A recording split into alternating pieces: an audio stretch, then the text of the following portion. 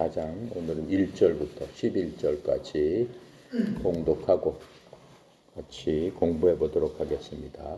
4장 1절입니다.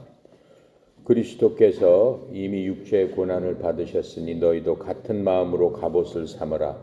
이는 육체의 고난을 받은 자는 죄를 그쳤음이니 그 후로는 다시 사람의 정욕을 따르지 않고 하나님의 뜻을 따라 육체의 남은 때를 살게 하려 함이라. 너희가 음란과 정욕과 술 취함과 방탕과 향락과 무법한 우상 숭배를 하여 이방인의 뜻을 따라 행한 것은 지나간 때로 족하도다. 이러므로 너희가 그들과 함께 그런 극한 방탕에 다름질하지 아니하는 것을 그들이 이상히 여겨 비방하나 그들이 산 자와 죽은 자를 심판하기로 예비하신 이에게 사실대로 구하리라.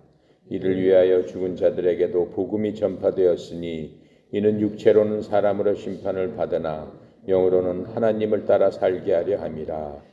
만물의 마지막이 가까워 왔으니 그러므로 너희는 정신을 차리고 근신하여 기도하라.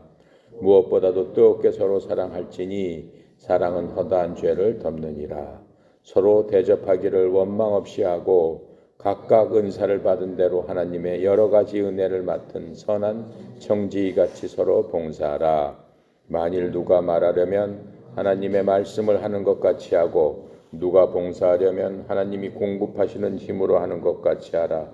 이는 범사에 예수 그리스도로 말미암아 하나님의 영광을 받으시게 하려 함이니 그에게 영광과 권능이 세세 무궁토록 있느니라. 아멘. 베드로전서 4장 오늘 읽은 부분은 우리들 구원받은 성도로서 이 세상을 살면서 어떠한 마음가짐과 어떠한 행동으로 살아야 되느냐라고 하는 것을 베드로가 우리에게 말씀해 주고 있습니다. 특별히 우리가 갖고 있는 이 시간은 유한한 겁니다. 각자 시간은 유한한 겁니다. 이 시간을 어떻게 관리하며 살아야 하는가 하는 그 문제를 여기서 얘기하고 있습니다. 즉 이 땅에서 사는 시간을 육체 안에서 남은 때라고 2절에서 우리에게 얘기해 주고 있습니다. 누구나 육체에서 남은 때가 있습니다. 그 남은 때, 그 짧은 시간 동안 우리가 영원한 것을 바라보며 하나님의 자녀답게 살아야 된다라고 하는 것을 지금 얘기해 주고 있습니다. 1절입니다. 그리스도께서 이미 육체의 고난을 받으셨으니 너희도 같은 마음으로 갑옷을 삼으라. 이는 육체의 고난을 받은 자는 죄를 그쳤음이니. 말이 좀 어렵죠? 그러므로 그리스도께서 누구를 위해서 육체의 고난을 받으셨어요? 우리를 위해서, 믿는 자들, 세상 모든 사람들을 위해서 육체의 고난을 당하셨다라고 했습니다. 그와 같이 너희도 같은 생각으로, 그러한 생각으로 어떻게 갑옷을 입어라. 갑옷을 입는 게 뭐예요? 전쟁이 시작되면 군인들이 갑옷 입기 시작합니다. 그렇죠? 전투복을 입기 시작해요. 요새는 전투복이라고 그러죠. 적들이 내 목숨을 어떻게 해요? 뺏으려고 달려옵니다. 그러면 그 적들을 막기 위해서 무장을 하고 갑옷을 입어야 되는데 여기서 그 말씀을 하고 있는 거예요. 너희도 그와 같은 생각으로 무장해라. 이렇게 얘기하고 있는 겁니다. 그래서 육체 안에서 고난 당한 자는 이미 죄를 그쳤나니. 자, 이게 무슨 뜻이냐면 지금 이 말씀은 전쟁터에 나가기 위한 군인들, 그 장비와 무기를 갖춘 군인의 모습을 빗대어서 이렇게 설명을 해주고 계십니다. 지금 우리의 상태가 이 세상에 사는 동안은 전쟁 상태에 있다라고 말씀하시는 겁니다. 즉 우리들이 행하는 태도가 우리들의 무기가 되는 겁니다. 군인들이 여러 가지 개인 장비, 화력 이런 것들을 갖고 넘어오는 적들을 어떻게 해요? 무찌르기 위해서 자기 무기들을 갖다가 굉장히 소중하게 다루면서 그 무기가 좋을수록 적들을 무찌르기가 쉬운 거죠. 그런데 여기서는 우리 구원받은 사람의 태도가 이 세상을 살아가는데 우리가 대적해야 되는 많은 그러한 적들에 대한 무기가 된다라고 하는 겁니다. 우리를 향한 그 적들은 뭐예요? 여러 적이 있죠. 첫 번째 마귀입니다. 마귀. 두 번째로는 뭡니까? 이 세상입니다. 이 세상 자체가 마귀 권세가 이 세상을 통치하고 있기 때문에 이 세상의 모든 것들은 하나님을 대적하는, 우리를 대적하는 하나님의 군사들, 즉 우리들이죠. 하나님의 백성들을 대적하는 그러한 것들입니다. 그리고 또 큰 무기는 뭡니까? 우리를 대적하는 또 큰 무기는 우리 속에 있는 옛 본성, 죄악된 생각입니다. 육신의 정욕, 안목의 정욕, 인생의 자랑, 그 모든 것들이 우리 속에 내재되어 있어서 우리 자신을 괴멸시킬 스스로 패배시키는 그러한 요인이 되는 건데, 그러한 것들을 대적하기 위한 그러한 무기가 바로 우리의 태도인데, 우리의 태도가 잘못되면 우리가 패배할 수밖에 없다라고 말씀하고 있는 겁니다. 그래서 우리가 올바른 삶을 살고 싶다면은, 승리하고 싶다면은 올바른 태도를 가져야 된다라고 얘기를 하고 있어요. 죄로부터 우리를 지키기 위해서는 무장을 해야 됩니다. 죄에 대해서는 결코 내가 어떠한 경우에도 그 죄를 용납하지 않겠다는 그러한 전투적인 그 태도를 갖고 있어야 된다라고 하는 겁니다. 왜냐하면 우리는 구원받는 순간에 그리스도의 몸의 지체가 되었습니다. 예수님 안에 들어가 있는 자는 결코 죄를 질 수 없어요. 그리스도 안에 지체가 됐다는 것은 주님은 거룩하신 분이기 때문에 우리도 그 안에서 내가 거룩하니 너희도 거룩하라 하신 말씀 그대로 거룩한 존재가 됐지만, 왜 우리가 그렇게 계속 싸울 수밖에 없어요? 그 몸이, 우리의 육신이 아직도 죄악된 세상에 있기 때문에 치열한 싸움이 매일매일 일어난다라고 하는 겁니다. 골로새서 3장 5절에 보면은 이렇게 말씀하고 계세요. 그러므로 땅에 있는 너희 지체들을 죽이라. 우리의 지체는 지금 땅에 있잖아요. 지금 땅에서 속해 있으면서 우리의 그 육신의 생명이 붙어 있는 동안은 땅에 있단 말이에요. 그것들은 음행과 부정함과 무절제한 애정과 악한 욕정과 탐욕이니 탐욕은 우상 숭배니라 라고 하면서 이 땅에서 우리가 매일매일 부딪히는 그러한 것들이 바로 죄악의 본질은 지금 얘기한 바로 그런 것들이다 라고 얘기를 하고 있습니다. 그래서 우리가 구원을 받았다 하더라도 이것들이 항상 우리들을 따라다니면서 우리들을 넘어뜨리려고 하기 때문에 어떻게 해야 돼요? 이것들을 대항해서 그들의 공격을 맞받아칠 수 있는 그런 무장을 하고 있지 않으면은 넘어지기 쉽다라고 설명을 해주고 있습니다. 그래서 주님께서는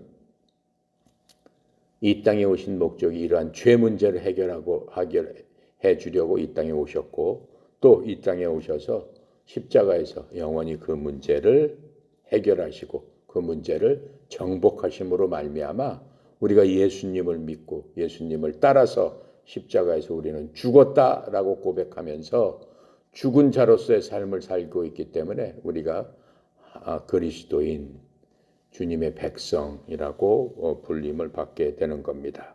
그래서 예수님께서는 죄를 짓게 만드는 우리 속에 있는 근본적인 뿌리인 죄를 해결해 주셨습니다. 그래서 우리가 이 땅에서 사는 동안 이제는 예수를 믿는 자는 어떻게 돼요? 의롭다 함을 받았으니 라고 얘기를 하고 있지 않습니까? 예수님께서 우리의 모든 것들을 아시고 만세전부터 우리를 택하시고 부르시고 그 부르심에 우리가 예 하고 나왔을 적에 믿음으로 말미암아 우리가 구원을 받고 어떻게 돼요? 주님께서 너희는 이제부터는 죄인이 아니요 이 세상에 속한 자가 아니요 나한테 속한 자다라고 하시면서 너희는 의로운 자다라고 하셨습니다.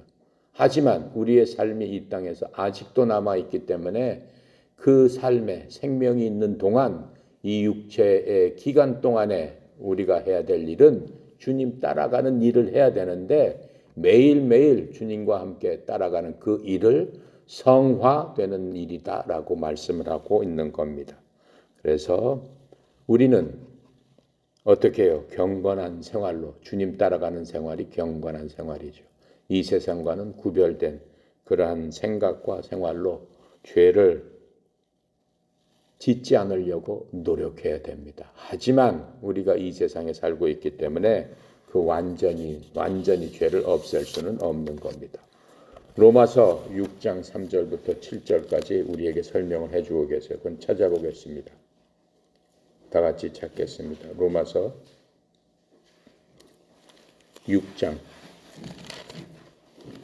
3절부터 7절까지 신약성경 246페이지 6장 3절부터 7절까지 함께 읽도록 하겠습니다. 3절입니다. 무릇 그리스도 예수님과 합하여 세례를 받은 우리는 그의 죽으심과 합하여 세례를 받은 줄을 알지 못하느냐. 즉 주님께서 죽으심과 함께 우리도 죽었다라는 얘기입니다. 4절. 그러므로 우리가 그의 죽으심과 합하여 세례를 받음으로 그와 함께 장사되었나니 이는 아버지의 영광으로 말미암아 그리스도를 죽은 자 가운데서 살리심과 같이 우리도 또한 새 생명 가운데 행하게 하려 함이라. 우리가 예수님과 함께 죽지 않으면은 다시 살아날 수 없다라는 얘기예요. 그러니까 옛사람이 죽어야지만 새롭게 그리스도 안에서 의로운 자로 다시 살아날 수 있다 말씀해 주고 있는 겁니다. 5절.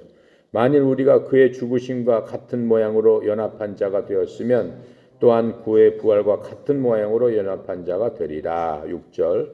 우리가 알거니와 우리의 옛사람이 예수와 함께 십자가에 못 박힌 것은 죄의 몸이 죽어 다시는 우리가 죄에게 종노릇하지 아니하려 함이니 이는 죽은 자가 죄에서 벗어나 의롭다 하심을 얻었음이라. 죄한테 지는 것을 주님께서는 뭐라고 말씀하시는 거예요? 죄의 종노릇하는 자다 이렇게 말씀하시는 거예요. 그러니까는 뭐예요? 죄의 본질은 누구예요? 마귀잖아요. 그러니까 마귀의 종노릇하는 그러한 자들이 되면 안 된다라고 지금 말씀해주고 계시는 겁니다. 자, 그러면서 이는 육체의 고난을 받은 자는 죄를 그쳤음이니, 즉 육체 안에서 고난을 당한 자는 이미 죄를 그쳤다라고 말씀하고 계세요. 이게 무슨 얘기냐면은 많은 경우에 사람들이 고난을 당하게 되면은 죄 짓는 것을 그치는 그러한 것들을 하게 됩니다. 한참 죄를 짓고 있는데 무슨 고난을 당했어. 무슨 일로서 아니면은 무슨 뭐 병에 걸리든가 뭐에 걸리든가 해서 본인한테는 큰 고난이야. 본인 아니더라도 주위에 무슨 뭐 고난이 닥쳤다든가라고 하게 되면은 스스로 그 죄 짓는 일을 그치게 된다라고 하는 거예요. 보통 그치게 된다라고 하는 거예요. 그래서 이렇게 말씀하고 있는 거예요. 육체 안에서 고난을 당하는 자는 이미 죄를 그쳤느냐. 하지만 고난 자체가 죄를 막아주는 것은 아닙니다. 예를 들어보면은 이집트의 파라오가 어떻게 됐어요? 모세가 이집트에 하나님의 명을 받고 하나님의 말씀에 따라서 이집트에서 자신의 이스라엘 백성을 데리고 나올 적에 이집트 파라오는 10가지 재앙을 통해서 엄청난 고난을 받았어요. 마지막에는 자기 아들이 죽는, 자기 아들을 죽여버리는 그러한 고난까지도 받았습니다. 그런데 그 죄를 막아줬어요. 고난이 피해졌을 적에는 잠시 고난 중에서는 제가 잘못했습니다 라고 하다가 고난이 그치니까 다시 죄를 범하고 했던 예를 볼 수 있습니다. 시편 119편 71절에 이렇게 나와 있어요. 다윗의 고백에 고난당한 것이 내게 유익하오니 이로써 내가 주의 법규들을 배우게 되었나이다. 고난 자체가 죄를 그치게 하는 게 아니라 고난을 통해서 주님한테 가까이 갈 수 있고 주님의 말씀을 배우는 계기가 된다라고 지금 얘기하고 있는 겁니다. 그래서 그 말씀을 육체에서 고난을 당한 자는 이미 죄를 그쳤나니 라고 베드로가 그렇게 설명해 주고 있습니다. 2절입니다. 그 후로는 다시 사람의 정욕을 따르지 않고 하나님의 뜻에 따라 육체의 남은 때를 살게 하려 함이라. 남은 때를 어떻게 살 것인가 잘 결정해야 된다라고 하는. 남은 때라는 건 뭐예요? 누구나 사람은 영원히 사는 게 아니니까 이 땅에서 하나님 부르시는 날이 언젠지 몰라요. 우리는 알 수 없어요. 하나님께서는 다 알고 계세요. 그런데 언제 부르실지 모르지만 그 부르실 날을 예비하면서 우리가 하나님의 뜻대로 살아야 되지 않겠느냐라고 얘기하면 더 이상 이 세상 마귀의 그러한 욕심에 따라서 우리가 살면 되지 않는다라고 하는 거예요. 하나님의 뜻에 따라 살아야 된다라고 얘기하고 있는 겁니다. 그러면 하나님의 뜻이란 무엇인가? 하나님의 뜻에 대해서 많은 사람들이 얘기를 하고 아직도 하나님의 뜻이 무엇인가 정말로 어렵게 생각하는 경우가 많이 있습니다. 무슨 일 할 때마다 하나님의 뜻이 무엇인가? 그리스도인이면 하나님의 자녀면 아버지 앞에 순종을 해야 되니까 과연 아버지께서 나보러 어떻게 하라고 하시는가? 그런 것들을 인생 살면서 여러 가지로 느낄 수가 있어요. 과연 내가 이 직장에 아니면 저 직장에 가는 것이 어느 게 하나님의 뜻인가? 많이 있어요, 뜻은. 내가 집을 이사 가는 게 하나님의 뜻인가? 이사 가지 말고 그냥 여기서 살아야 되는 게 하나님의 뜻인가? 무슨 일을 할 때마다 그리스도인들은 하나님의 뜻을 구하게 됩니다. 근데 여기서도 오직 하나님의 뜻에 따라 살아야 한다 이렇게 말씀하고 있습니다. 하나님의 뜻을 쉽게 이해하려면 이렇게 생각하면 됩니다. 어떠한 일에 대해서 우리가 겪고 하고자 하는 모든 일에 대해서 하나님이라면 어떻게 판단하셨을까를 곰곰이 생각해 보면 됩니다. 과연 객관적으로 주관적으로 말고 성경에 입각해서 이 경우에 아버지 하나님이라면 어떻게 하셨을까를 곰곰이 생각해 보면 됩니다. 우리 저기 써 있죠. 예수님이라면 어떻게 하셨을까? 그게 하나님의 뜻을 구하는 거예요. 모든 작은 일에서도. 그래서 마음 그렇게 했을 적에 주님께서 우리한테 뭘 주신다고 그랬어요? 보혜사 성령님을 주신다고 그랬습니다. 우리를 인도하시는 분이 성령님입니다. 근데 그분은 우리를 인도해 주시기 위해서 우리 마음속에 계신 바로 하나님의 영이라고 그랬습니다. 그 영이신 성령님께서 우리가 곰곰이 생각하고 주님의 뜻을 구할 적에 그분께서 우리의 깊은 곳을 통해서 그 사람에게 세밀한 음성으로 알려주신다라고 말씀하고 계세요. 시편 33편 11절에 보면 이렇게 말씀하고 계세요. 주의 계획은 영원히 서 있고 그분의 마음의 생각들, 즉 하나님의 뜻은 모든 세대에 이르리로다. 주님의 뜻은 어느 때나 항상 이미 서 있다라고 말씀하고 있는 겁니다. 그래서 하나님의 뜻을 한마디로 요약하면 거룩한 자가 되어야 된다라고 하시는 겁니다. 내가 거룩하니 너희도 거룩해라. 이 세상과 구별되는 자로서의 삶을 살아라.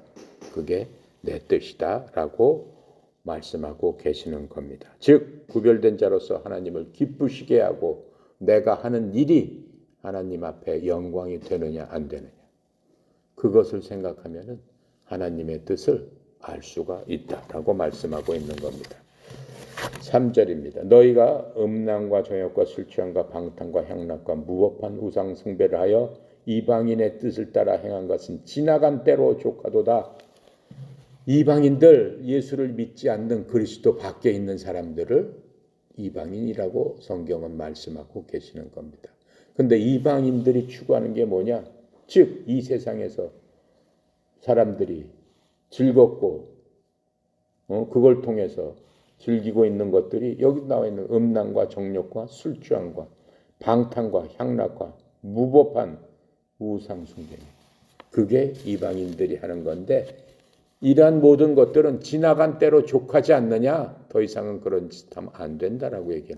지나간 때는 언제예요? 우리가 예수 그리스도를 믿기 전에 그리스도인의 지체가 되기 전에 이 세상에서 이 세상 사람들과 함께 살면서 친교하면서 그들과 함께 즐겼던 여러 가지 쾌락 지금 얘기해 주고 있는 것 그것들은 지나간 때로 독하고 지금 남은 때를 어떻게 살 것인가 라고 말씀해 주고 있는 거죠. 그렇게 하면서 이러한 모든 것들은 뭐예요? 이방인의 뜻을 따라 행한 것이다 라고 얘기하고 있어요.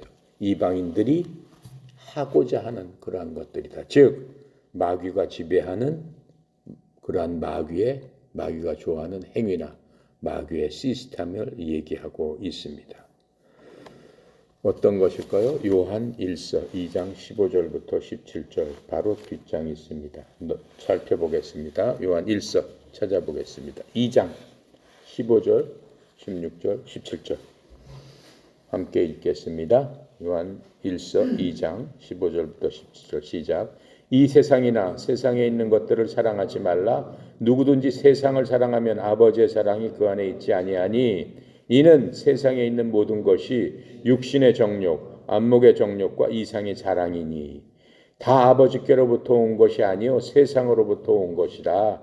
이 세상도 그 정욕도 지나가되 오직 하나님의 뜻을 행하는 자는 영원히 거하느니라. 육신의 정욕, 안목의 정욕, 인생의 자랑. 그것은 모든 사람들이 추구하는 거예요. 사람들은 그것을 성취한 사람을 뭐라고 그래요? 성공한 사람이라고 얘기합니다. 어떻게 성공했는가? 뭐 다큐멘터리로도 나오고 그걸 막 소개를 합니다. 그런데 그 모든 것들은 뭐라고 말씀하고 있는 것? 다 지나가느니라. 이 세상도 지나가고 그러한 모든 정욕도 지나가느니라. 인생의 자랑, 그것은 헛것이니라. 그 모든 것들은 어떻다라는 얘기예요? 아버지로부터 나온 것이 아니요 마귀로부터 나온 것이다 라고 지금 말씀해 주고 있는 겁니다. 자,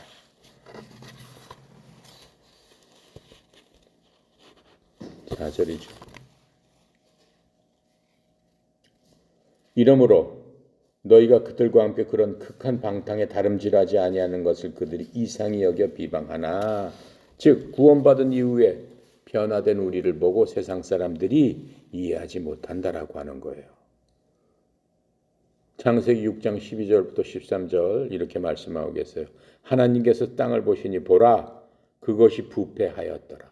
땅이 다 부패해버렸다라고 하는 거예요. 하나님께서 아담과 이브를 만드시고 세월이 많이 지났습니다. 아담과 이브를 만드신 다음에 한 1000년이 지났습니다. 엄청난 많은 사람들이 이 땅에 태어났습니다. 그런데 이제 땅이 부패했더라라고 하는 겁니다. 이 땅에서 모든 육체가 자기의 길을 부패시켰기 때문이라. 이 땅에 있는 모든 육체가 자기의 길을 부패시켰다라고 하나님께서 말씀하고 계세요. 자기의 길이 무슨 길이에요? 하나님께서 인간을 만드시면서 인간이 마땅히 해야 될 길, 그것들을 주셨는데 그 길에서 벗어나서 이 세상을 어떻게 오염시켜버렸다라고 얘기하는 거예요. 지금도 오염의 극치잖아요. 인간으로서 하나님께서 인간으로서 어떻게 하고요? 생육하고 번성하며 이 세상을 정복하고 너희들이 어떻게 해라?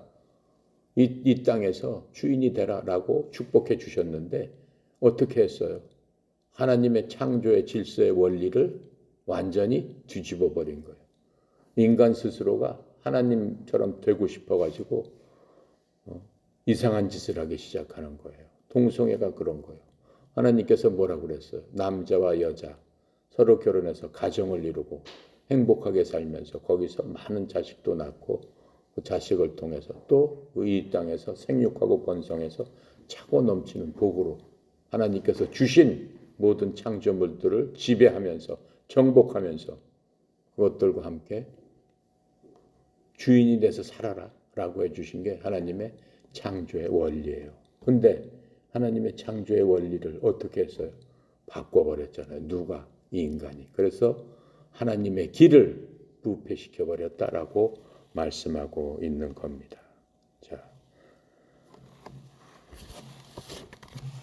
5절 보겠습니다. 그들이 산자와 죽은 자를 심판하기로 예비하신 이에게 사실대로 고하리라. 그들이 산자와 죽은 자들을 심판할 준비가 되신 그러한 분에게 뭘 구한다고 그랬어요? 자기의 한 일을 구한다. 즉 회개보고 그분 앞에서 결산보고를 해야 된다라고 얘기하는 거예요. 산자와 죽은 자들을 심판할 준비가 되신 분에게 회개보고를 해야 되리라. 그러니까는 이 세상 모든 사람들은 산자하고 죽은 자예요. 산자는 뭐에 대해서 사는 거예요? 하나님에 대해서 산자가 있고 하나님에 대해서 죽은 자가 있어요. 하나님에서 죽은 자는 뭐예요? 그리스도 안에 없는 자들을 여기서 성경은 죽은 자라고 말씀하고 있는 겁니다. 산자들은 뭐예요? 앞으로 영원히 살 사람들, 주님께서 그 사람들은 살아있는 자다라고 말씀하세요. 여러분이나 저나 우리는 산자들이죠. 그 산자들도 어떻게 심판을 받아야 된다라고 하는 겁니다. 즉 그리스도를 믿고 구원받은 모든 사람들도 심판을 받아요. 무슨 심판을 받는다고 그랬어요? 성도들이 그리스도께서 부활하셔서 이 땅에 공중으로 오실 적에는 모든 성도들이 휴거된다고 그랬어요. 그리스도 안에서 죽었던 자나 살고 있는 자나 하늘로 들어 올려간다라고 얘기했어요. 그게 그리스도의 심판석이에요. 지금 그리스도를 대면하게 된다라고 하는 겁니다. 1대1로 대면하게 되면서 구원받은 이후에 우리의 잘잘못에 대해서 주님께서 심판하십니다. 근데 그 심판은 어떻게 되는 거예요? 내가 죄를 지었다라고 하면은 다시 지옥 가는 겁니까? 아니죠. 구원받은 자들에 대한 심판이에요. 구원이라는 자체는 지옥하고는 관계없는 얘기예요. 구원받은 자들에 대한 심판은 상급 심판이라고 하는 거예요. 상을 주기 위한 심판이에요. 어떤 사람들한테는 상이 100개면 어떤 사람들한테는 줄 상은 없다라고 얘기하는 거예요. 하지만 다 구원받았기 때문에 모든 사람이 어디로 가요?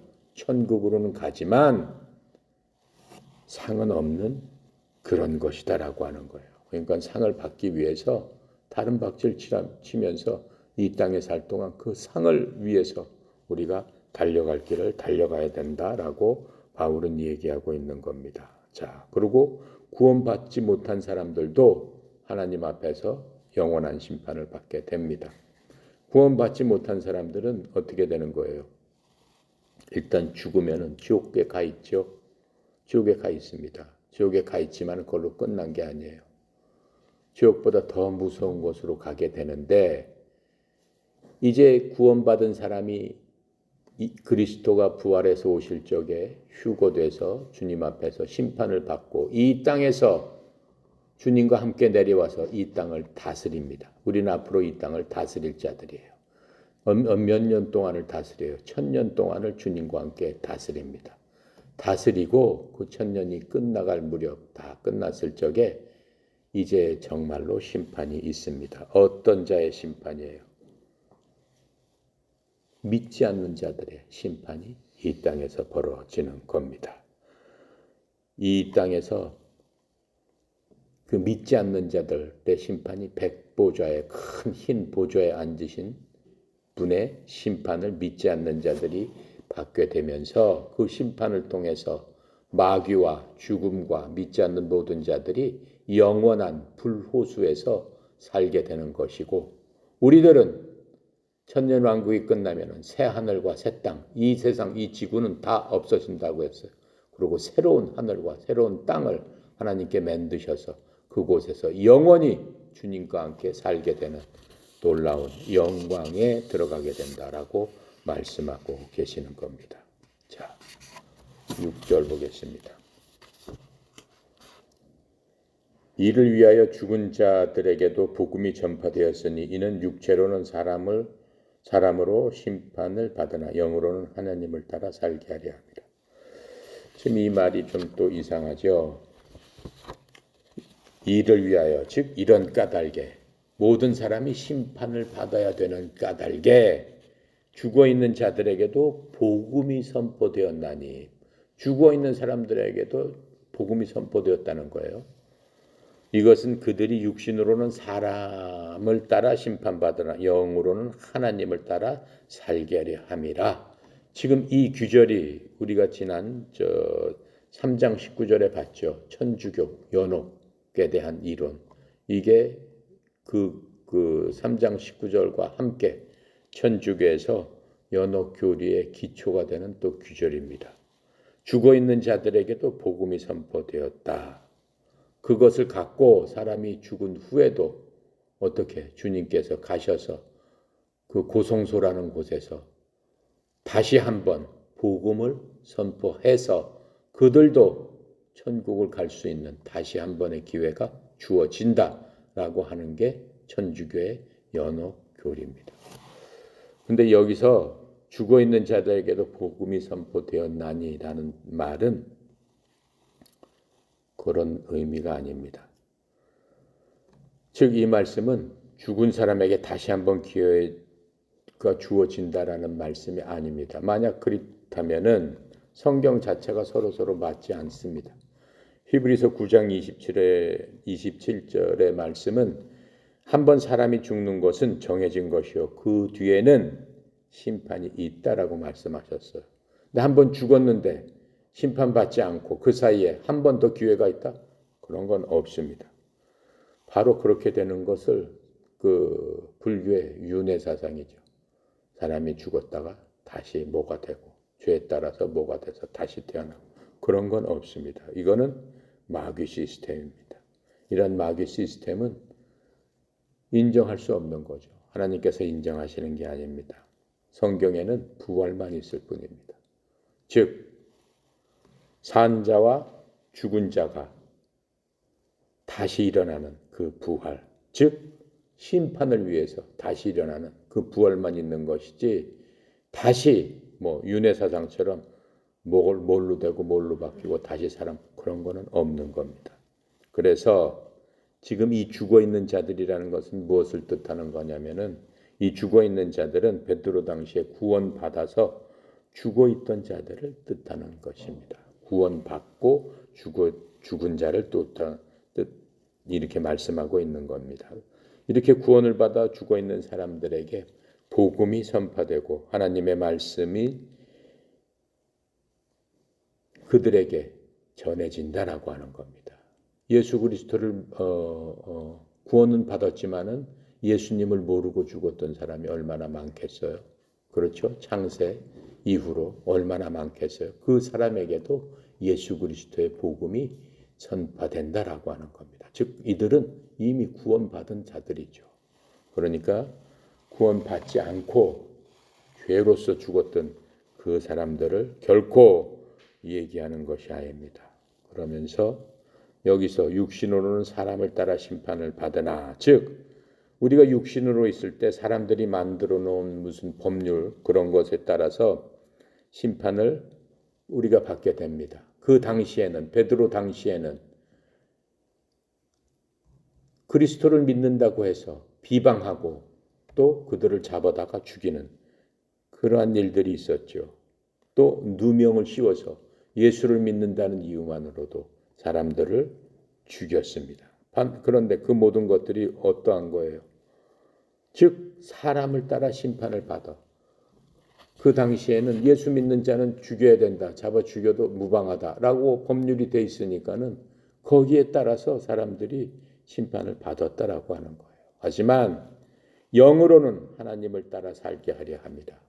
그 영으로는 구원받은 자이기 때문에 그들에게도 예수 그리스도의 복음이 전파되어 영원히 살게 하려 하는 것이다라고 지금 설명을 해주고 있는 규절입니다. 그래서 이 규절은 전혀 천주교 연옥교리와는 아무 상관이 없는 규절이다라고 하는 겁니다. 7절 만물의 마지막이 가까웠으니 그러므로 너희는 정신을 차리고 근신하여 기도하라. 성경에 보면은 초기 그 AD 1세기에 보면은 사람들이 예수 그리스도의 그 재림이 곧 임박했다라고 생각을 하고 있어요. 베드로도 역시 예수님의 재림이 임박한 것으로 지금 이렇게 설명해 주고 있습니다. 그 휴거에 관해서는 고린도전서 15장에 이제 그 휴거의 신비에 대해서 써 있습니다. 눈 깜빡할 사이에 예수 믿는 사람들이 순식간에 변화된다라고 지금 하고 있습니다. 예수님의 재림에 관해서 초기 그 성도들은 또 지금도 약 2000년 동안 재림이 임박해 있어서 언제든지 예수님께서 오실 수 있다는 생각으로 그러한 믿음 생활을 하고 있는 겁니다. 우리도 마찬가지입니다. 예수님께서 내일 오실지 모레 오실지 우리도 모르는 겁니다. 그래서 믿는 모든 사람들은 예수님의 재림을 손꼽아 기다리는 거죠. 그래야지만 이 땅에서의 뭐가 다 끝나는 거예요. 고난과 고통과 이 땅에서의 모든 것들이 끝나고 영원히 사는 주님과 함께 사는 영원한 영광으로 들어가기 때문에 믿는 모든 사람들은 재림을 기다리고 있기 때문에 지금 이렇게 쓰고 있는 겁니다. 그러면서 이제 이 모든 그 끝이 가까이 왔다라고 얘기했어요. 그래서 너희들은 어떻게 해요? 근신해서 깨어 기도해라. 근신해서 깨어 있어라. 근신한다는 말이 뭐예요? 정신 차리고. 영어로는 이 규절을 watch라고 썼어요. watch, 살펴본다는 거잖아요. 정신을 차리고, 즉 경각심을 갖고 깨어서 기도해라. 정신 차리라 라는 말은 영어로 sober라고 지금 썼어요. sober라는 말은 무슨 뜻이냐면 술 취하지 말라라는 얘기예요. 술 취하면 어떻게 돼요? 정신 못 차리게 되는 거죠. 그렇게 하지 말고 항상 깨어서 근신하고 있어라라고 얘기하고 있습니다. 그래서 또 8절에 무엇보다 뜨겁게 서로 사랑할지니 사랑은 허다한 죄를 덮느니라. 지금 여기서 사랑은 아가페의 사랑을 얘기하고 있습니다. 즉 영어로는 체리티의 사랑, 즉 긍휼함을 얘기하고 있는 겁니다. 다른 사람들을 어떻게 보는 거예요? 불쌍히 여기는 거예요. 다른 사람들을 어떻게 해요? 마음 아프게 생각해 주는 거예요. 그 사람 입장에서 생각해 주는 게 바로 아가페의 사랑입니다. 너희끼리 뜨거운 사랑을 품어라. 그렇죠? 믿는 사람들끼리. 그렇죠? 여기 보면은 서로 믿는 지체들끼리 사랑할지니 사랑은 허다한 죄를 덮어준다. 우리끼리 잘못한 부분도 그러한 사랑이 이 사랑의 교제가 있을 적에는 용서해주고 덮어줄 수 있는 그러한 것이다라고 얘기하고 있습니다. 9절입니다. 서로 대접하기를 원망합시하고, 즉 불평 없이 서로 대접하라. 대접할 적에 상대편을 섬길 적에 즐거운 마음으로 하라. 기쁜 마음으로 하라. 왜 그래요? 그 사람은 내 몸의 일부랑 똑같으니까. 그리스도 안에서 서로의 지체이기 때문에 불편 없이 당연히 그 사람의 고통을 내 것으로 생각하면서 여기면서 하는 긍휼한 마음으로 해라라고 얘기하는 겁니다. 10절. 각각 은사 받은 대로 하나님의 여러 가지 은혜를 맡은 선한 청지기 같이 서로 사랑하라. 각 사람이 선물을 받은 대로 우리는 하나님께 모든 사람이 여러 가지 은사 주시는 선물을 받았습니다. 선물을 받았는데 그 선물을 맡은 선한 청지기로서 그 선물을 서로 사용해서 서로 섬겨라 라고 말씀하십니다. 여기서 청지기라는 말, 영어로는 스튜어드예요. 스튜어디스처럼 스튜어드라고 하는 겁니다. 청지기는 어떠한 사람이 청지기냐면은 청지기는 지킨다라는 거잖아요. 무엇을. 그렇죠? 즉 내가 갖고 있는 모든 것이 하나님의 것입니다 라고 생각하고 그렇게 행동하는 사람이 바로 청지기의 삶을 사는 사람인데 그러한 생각을 품고 다른 사람을 섬겨라 라고 말씀하고 있는 겁니다. 자, 로마서 12장 2절부터 8절까지 찾아갑니다.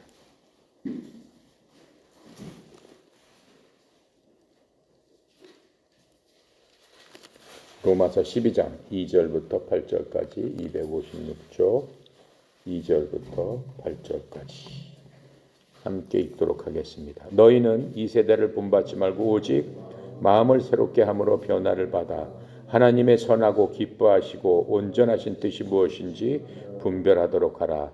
내게 주신 은혜로 말미암아 너희 각 사람에게 말하노니 마땅히 생각할 그 이상의 생각을 품지 말고 오직 하나님께서 각 사람에게 나누어 주신 믿음의 분량대로 지혜롭게 생각하라.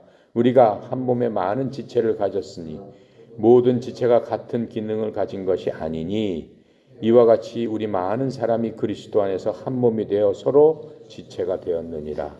우리에게 주신 은혜대로 받은 은사가 각각 다르니 혹 예언임은 믿음의 분수대로 혹 섬기는 일이면 섬기는 일로 혹 가르치는 자면 가르치는 일로 혹 위로하는 자면 위로하는 일로 구제하는 자는 성실함으로 다스리는 자는 부지런함으로 긍휼을 베푸는 자는 즐거움으로 할 것이니라. 이렇게 말씀하고 있습니다. 그래서 빌립보서 2장 8절까지 이 부분에 대해서 지금 바울이 설명해 주고 있는 겁니다. 그래서 우리 모두는 이제 그러한 은사를 받은 청지기입니다. 청지기의 태도는 고린도전서 4장 1절부터 2절에 너희들은 어떠한 태도로 해야 되느냐? 4장 1절부터 2절에 보면 사람이 마땅히 우리를 그리스도의 사역자요. 사역자라는 것은 서빙하는 사람, 봉사하는 사람을 얘기하는 겁니다. 그리스도의 사역자요 하나님의 신비를 맡은 청지기로 여길지어다. 또한 청지기들에게 요구되는 것은 신실한 사람으로 드러내는 것이니라. 신실한 사람, 즉 우린 다 하나님의 청지기인데 내가 받은 은사를 그러한 신실한 청지기처럼 사용해서 다른 사람에게 봉사를 해야 된다라고 얘기하는 거예요. 신실하다는 건 뭔지 아세요? 믿음이 충만하다. 영어로는 faithful이에요. faith가 믿음이죠. faith가 full, 가득 차 있는 사람. 어떠한 사람이에요? 가장 신실하신 분은 하나님이세요. 하나님은 어떠한 신실한 일을 하십니까?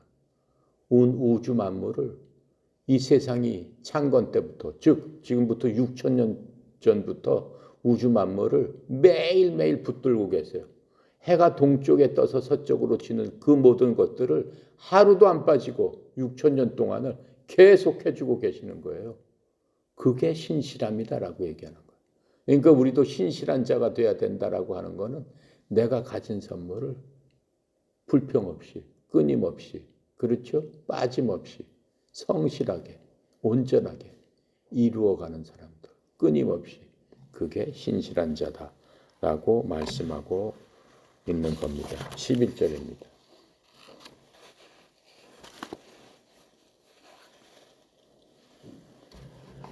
11절 만일 누가 말하려면 하나님의 말씀하신 것 같이 하고 누가 봉사하려면 하나님이 공급하시는 힘으로 하는 것 같이 하라. 이는 범사에 예수 그리스도로 말미암아 하나님이 영광을 받으시게 하려 함이니 그에게 영광과 권능이 세세 무궁토록 있으리라. 우리의 모든 섬김의 목적은 뭐예요? 하나님께서 영광을 받게 하려 하십니다라고 말씀하고 있는 거예요. 그래서 우리 성도들끼리는 세상에서 하는 말같이 하지 말고 하나님의 영광과 위엄을 생각하고 말하고 행동해라 라고 지금 말씀해주고 있는 겁니다. 자, 기도하고 마칩니다.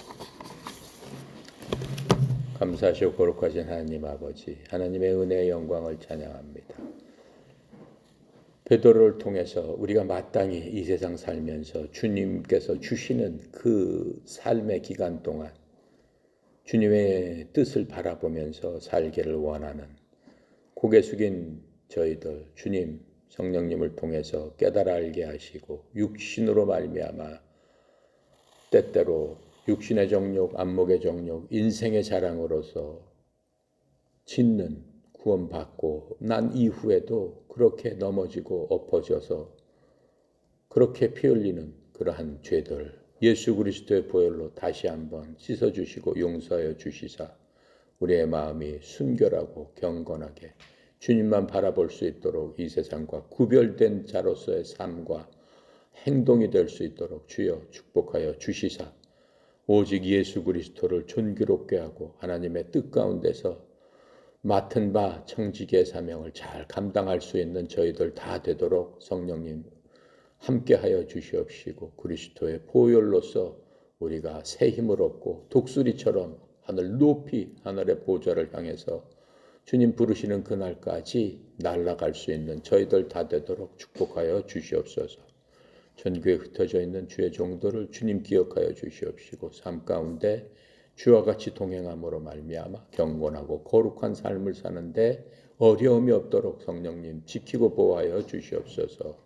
특별히 성령 이사장님 협회를 이끌어 나갈 적에 협회가 방주 역할을 하는 귀한 그러한 터전으로 주님 주셨사오니 이끌어가는 주의 종에게 하나님 축복하여 주시세. 하나님의 놀라운 그러한 많은 것들 주님께서 주셨사오니 청지기의 사명으로 구리협회가 방주의 역할을 하는데 조금도 부족함이 없도록 주의 종에게 영육간의 강건함과 형통함으로 주님 축복하여 주시옵소서. 오늘도 주께 모든 것을 의탁드립니다. 감사드리며 예수 그리스도 이름으로 기도드렸나이다. 아멘.